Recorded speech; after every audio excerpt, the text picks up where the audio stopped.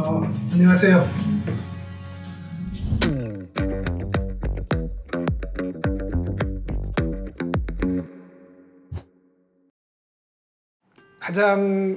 요즘 가장 많이 생각하고 있는, 제가 세상을 떠나는 날까지 했으면 좋겠다고 생각하는 것 중에 하나는 아내랑 같이 손잡고 저녁에 1시간씩 걷는 일입니다.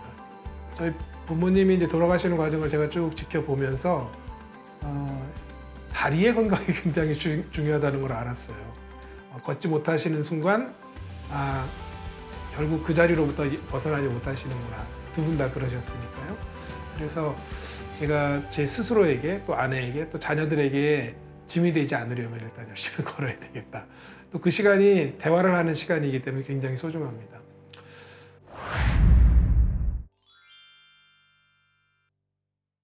바이마르로 돌아온 괴테는 이제 중요한 그의 인생에 있어서 아마도 가장 중요한 인물일 것 같은데요. 그 중요한 인물을 만나게 됩니다. 바로 프리드리히 슐러라는 작가이자 역사학 교수입니다. 예나대학 역사학과 교수였거든요. 바이마르에 가면 세계에서 아마 가장 유명한 동상 중에 하나일 것 같은데요. 괴테하고 슐러가 같이 나란히 서 있는 동상이 있습니다. 사실은 괴테보다 슐러가 키가 훨씬 컸습니다. 그런데 이 동상을 보면 키가 같게 되어 있어요. 그래서 많은 이야기들이 있었다고 하는데 아마 괴테가 훨씬 더 위대하다고 슐러 스스로 생각을 했거든요. 슐러는 스스로 괴테와 비교하면서 나같이 이렇게 작은 인간이 무엇을 할 수 있을까 이런 고민을 하기도 했다고 하거든요. 아마 그런 것들을 고려해서인지 두 사람의 키 높이를 같은 크기로 만들어 놓은 것을 볼 수 있습니다. 슐러는 괴테에게 많은 영향을 미쳤습니다. 특히 예를 들면 피렐름 마이스터의 수업시대라는 소설을 쓸 때에는 그 소설의 집필이 이루어질 때마다 괴테는 그 원고를 슐러에게 보냈고, 그 원고를 읽은 슐러는 그 원고에 대한 자기의 코멘트를 전달해 주곤 했습니다. 물론 이 모든 게 편지로 이루어졌고, 슐러와 괴테가 나눈 편지가 독자적인 연구 대상이 될 정도로 굉장히 중요한 문헌입니다. 그 당시에는 편지는 거의 공적인 의견을 표현하는 수단으로 여겨졌다고 하거든요. 오늘날 우리가 이메일 보내거나 할 때 개인적인 이야기를 쓰기도 하지만 그것이 일종의 공적인 서류로 때로는 받아들여지기도 하는 것처럼 그 당시 편지는 그랬다고 합니다. 슐러하고 괴테가 주고받았던 이 작품에 대한 이야기나 예술에 관한 이야기들은 오늘날에도 굉장히 중요한 연구 자료로 다루어지곤 합니다. 지금 보여드리는 사진은 바이마르에 있는 괴테 하우스고요. 이건 세계에서 가장 유명한 괴테 박물관이기도 합니다. 원래는 이 건물을 처음에는 세를 주고 살다가 칼 아우구스트가 선물을 하게 됩니다. 그래서 선물로 이 어마어마한 집을 선물로 받고 그곳에서 살게 되고요. 괴테에 관한 수많은 자료들이 이곳에 전시되어 있고 괴테의 삶의 흔적들을 볼 수 있습니다. 바로 그 앞에 보면 이 식당이 있는데요. 이 식당에 가면 괴테가 즐겨 먹었던 메뉴가 있습니다. 제가 거기 갔을 때 한번 시켜서 먹어봤거든요. 삶은 소고기입니다. 삶은 소고기. 소고기에다가 거의 양념 같은 거 없고요. 그냥 짠 소금물 같아요. 약간 짭짤하고. 근데 감자를 같이 곁들여서 먹는 건데 괴테가 이걸 정말 즐겨 먹었다고 하고요. 제가 그거를 확인할 방법은 없지만 사실이었겠죠. 예, 제 입맛에는 조금 짰지만 맛있었습니다. 슐러가 1805년 5월 9일에 세상을 떠나게 되는데요. 슐러는 좀 젊었을 때부터 만성적인 폐질환을 앓고 있었습니다. 그래서 결국 오래 살지 못하고 1805년에 세상을 떠나는데, 슐러가 죽었을 때 괴테는 이렇게 표현합니다. 이젠 내 친구를 잃었으며 그 안에 있는 내 존재의 절반을 잃었습니다. 이렇게 말합니다. 실제로 괴테는 그 상실감이 너무 커서 거의 모든 일을 할 수 없을 정도의 상황에 빠졌었다고 합니다. 슐러를 잃고 난 다음 자기 존재의 반을 잃었다고 고백한 괴테는 문학적인 작업을 통해 자기를 다시 일으키려고 노력을 합니다. 늙었지만 저는 그러한 모습을 지닌 괴테를 청년이라고 부르고 싶습니다. 지금 늙은 청년인 것이죠. 1805년 슐러가 세상을 떠나고 1806년 파우스트 1부가 출판이 됩니다. 파우스트는 거의 50여 년에 걸쳐서 쓰여진 작품이거든요. 1부부터 2부까지 다 보면. 그랬던 파우스트의 일부가 바로 이 시점에 출판이 되고요. 1809년에는 친화력이라는 작품을 쓰게 됩니다. 이 작품은 괴테의 소설 중에 가장 난해한 작품 중에 하나로 여겨지는 것인데요. 그 작품에는 두 쌍의 남녀가 나오거든요. 두 쌍의 남녀가 나와서 그들의 관계가 어떻게 바뀌어가는지를 보여주는데, 마치 이것은 실험실에서 화학물질들을 섞었을 때 그들의 결합과 분리가 어떻게 이루어지는지를 설명하는 그 개념으로 인간의 이 관계를 설명할 수 있을 거다라는 괴테의 그런 일종의 실험적인 시도였던 것이죠. 때문에 당대에는 이들의 인간관계를 이렇게 설명하는 것 때문에 많은 비판적인 시각이 있었던 것도 사실입니다. 하지만 괴테에게는 이 작품을 통해 슐러의 죽음이 주었던 그 절망으로부터 벗어나는 그런 힘을 얻기도 했고, 이후에 인간 사회를 설명하고 이해하는 데 많은 도움이 되는 그런 견해들을 제공해 주기도 합니다. 1810년에는 색채론을 완성하게 되고요. 이 색채론은 1790년대 초부터 괴테가 관심을 갖고 있었습니다.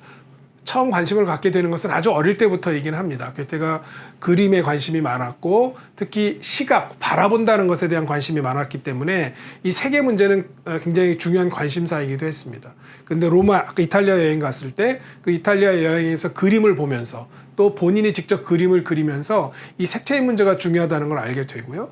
나중에 색채론을 쓸 때에는 이 색채들의 발생과 이 색채들의 변화를 굉장히 중요한 모든 자연의 근본 원리로 삼아서 설명하려고 합니다.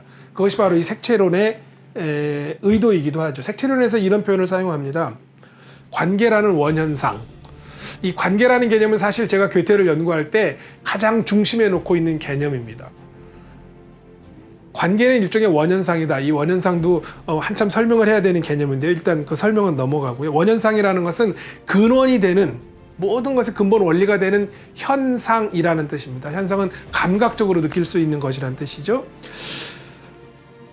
괴테는 이 색들의 관계, 색이 어떻게 발생되는가를 설명할 때 바로 이 관계를 통해서 설명하려고 하는 것입니다. 그리고 바로 이 관계는 인간에게도 동일하게 적용될 수 있는 것이기도 하죠. 괴테 스스로는 이 색채론을 자기의 가장 중요한 저작으로 여깁니다.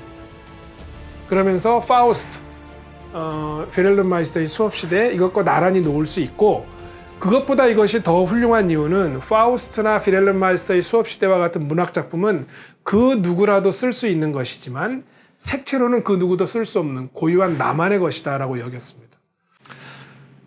1811년이 되면 자신의 자서전인 시와 진실은 전부 다 4부로 이루어져 있는데 그 일부를 발표합니다. 2부는 1812년, 3부는 1813년, 그 다음 마지막 4부는 1830년에 완성을 하게 되죠. 그리고 1821년에는 피렐름 마이스터의 편력시대라는 소설을 씁니다. 피렐름 마이스터가 주인공이 되는 소설은 크게 세 가지가 있는데요. 피렐름 마이스터의 연극적 사명, 이것은 미완성으로 끝났습니다. 이것을 수정 개작한 것이 피렐름 마이스터의 수업시대고요. 그 다음에 그것의 후속작으로 나온 것이 피렐름 마이스터의 편력시대입니다.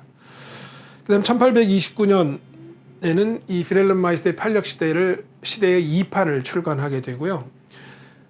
1831년에 파우스트 2부를 집필하게 됩니다. 그때가 1832년에 죽게 되는데 죽기 1년 전에 굉장히 서둘러서 파우스트 2부를 집필하게 되고, 이렇게 해서 파우스트 1부와 2부가 최종적으로 완성이 되죠.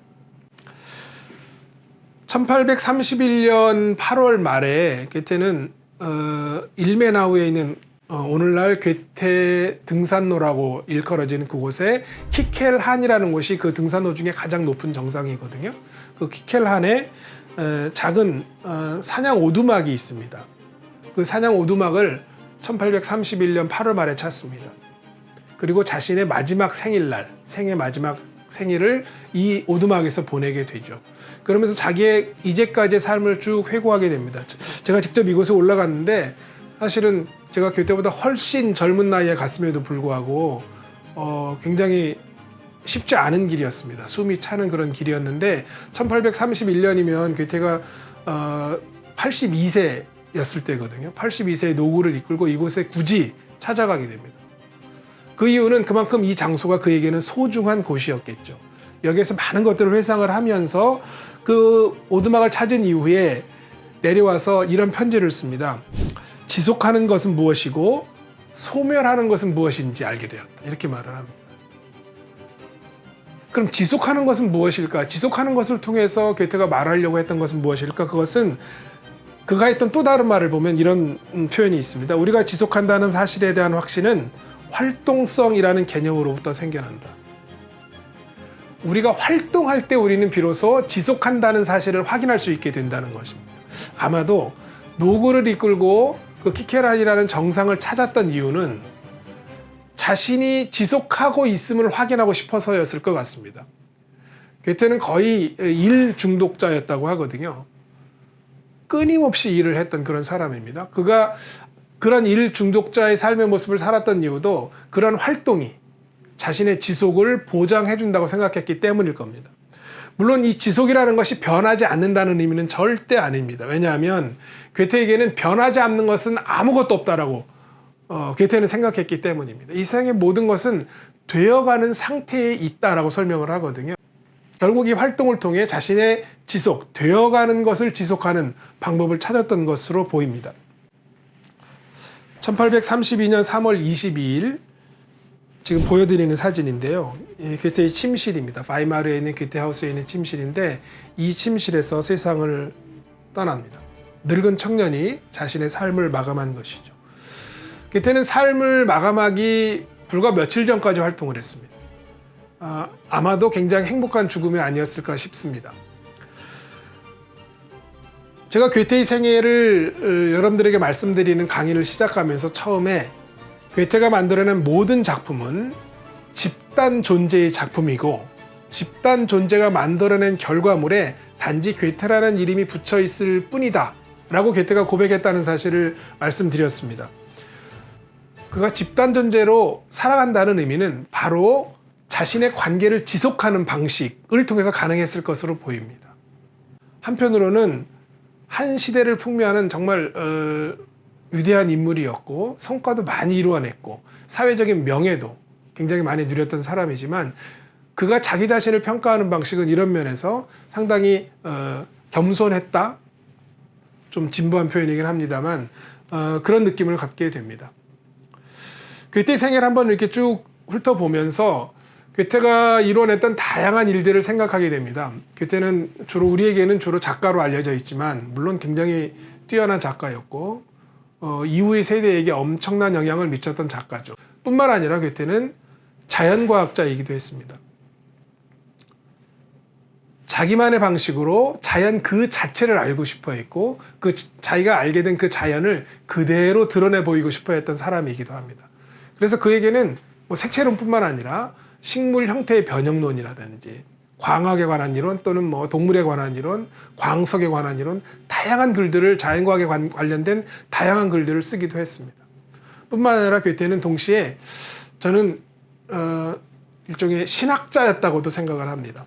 괴테는 사실 반기독교적인 인물로 유명합니다. 그런 기독교를 비판하는 이야기들 굉장히 많이 했거든요. 하지만 그의 글의 뒷면을 찾아보면 그것은 당대 교회가 보여주었던 그 수많은 타락상 또 교회가 가지고 있었던 권위주의적이고 원래의 본분을 하지 못하는 그런 모습에 대한 강한 질타이기도 했습니다. 그 나름의 신이해가 있었고 그것은 곧 자연에 관한 그의 이해와 무관하지 않습니다. 이것도 우리가 또한 괴테를 관심을 갖고 바라봐야 될 중요한 이유 중에 하나라고 생각합니다. 특히나 괴테가 관계를 강조했다는 사실은 우리에게 더 시사해 주는 바가 많습니다. 괴테는 자신이 이미 갖고 있던 기존의 틀을 유지하는 것을 중요하게 생각하지 않았습니다. 만약에 낯선 것이 나타난다면 이건 괴테가 직접 한 표현들입니다. 낯선 것은 곧 새로운 것이죠. 그 새로운 것이 나타난다면 나의 시스템에 맞지 않기 때문에 그것을 제거한다거나 아니면 그것을 못 본 척한다거나 하지 않습니다. 오히려 괴테는 어떻게 표현하냐면 그 낯선 것이 나의 시스템 안에, 나의 체계 안에 들어와서 자리 잡을 수 있도록 내가 가지고 있는 기존의 틀을 바꾸는 것이 중요하다. 바로 그 틀을 바꾸는 작업, 이것이 내가 변화해 가는 것이고 이 틀을 바꾸는 작업, 그것이 곧 관계를 맺는 방식입니다. 괴테의 이러한 강조점, 이러한 그의 관심사를 우리가 주의 깊게 본다면 21세기를 살아가는 오늘 우리에게도 괴테가 의미가 있다. 괴테를 읽는 것이 결코 무의미한 일이 아니다 라고 저는 감히 말할 수 있을 것 같습니다.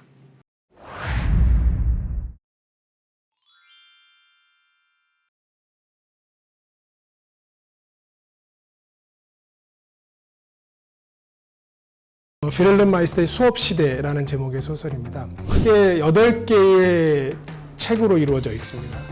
민용의 심장과 맥박이 뛰는 기색은 조금도 찾아볼 수 없었다. 하프타는 노인입니다. 아우구스틴이라는 이름으로 불리기도 하지만 연극은 매우 오랫동안 계속되었다. 시인은 모든 것을 초월해 있는 존재로 그려집니다. 두 인물은 이 작품에 등장하는 대표적인 예술가, 합사회라는 이 공동체는 어떠한 사회길래 이런 질문을 우리가 던져봐야 됩니다. 일단 이 문학을 공부하는 사람들이 먹고 살기가 쉽지 않습니다. 기본적으로. 하지만 그건 또 다른 측면이 있는데요. 제가 몇 년 전에 그런 기사를 본 적이 있습니다. 전공과 무관하게 취업하는 비율이 가장 높은 학과가 뭐 동문과, 불문과 뭐 이런 데로 이렇게 언급되는 걸 봤거든요. 그만큼 다양성을 키워주는 곳이다. 하나를 배워서 그것이 아닌 다른 분야로 자기가 배운 분야로만 가는 것이 아니라 그것을 토대로 다른 분야로 얼마든지 나갈 수 있는 가능성을 가진 게 또한 인문학이라는 생각을 하기도 하거든요.